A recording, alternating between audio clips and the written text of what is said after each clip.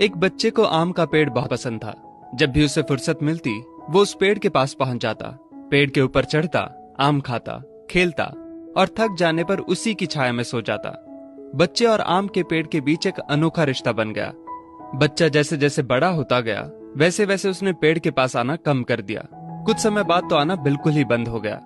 आम का पेड़ उस बालक को याद करके अकेला रोता। एक दिन अचानक पेड़ ने उस बच्चे को अपनी तरफ आते देखा और पास आने पर कहा, तू कहाँ चला गया था? मैं रोज तुम्हें याद किया करता था। चलो आज फिर से दोनों खेलते हैं। बच्चे ने आम के पेड़ से कहा, अब मेरी खेलने की उम्र नहीं है, मुझे पढ़ना है, लेकिन मेरे पास फीस भरने के पैसे नहीं हैं। पेड़ ने कहा, तू मेरे आम लेकर बाजार में बेच दे, इससे जो पैसे मिलेंगे उससे अपनी फीस भर देना।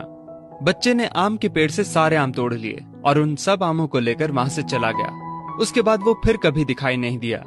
आम का पेड़ हर पल उसकी राह देखता रहता।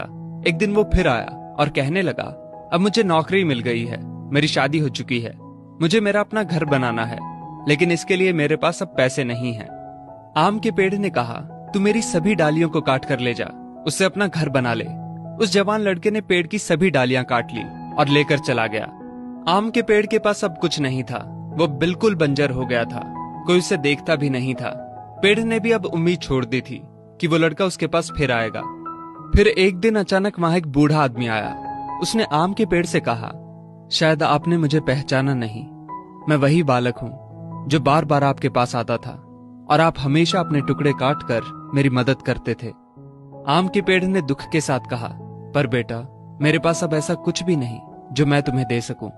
वृद्ध ने आंखों में आंसू लिए कहा, आज मैं आपसे कुछ लेने नहीं आया हूं, बल्कि मुझे आपके साथ जी भर के खेलना है, आपकी गोद में सिर रखकर सो जाना है।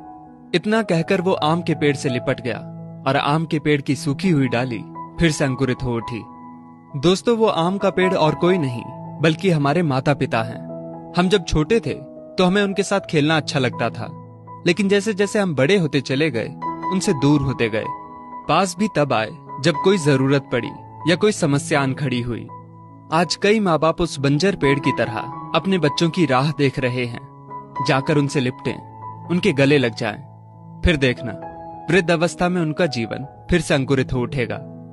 किसी कवि ने क्या खूब कहा है, बड़े बुजुर्गों की उंगलियों में कोई ताकत तो ना थी, मगर जब मेरा सिर झुका तो सिर पर रखे कांपते हाथों ने जमाने भर की दौलत दे दी।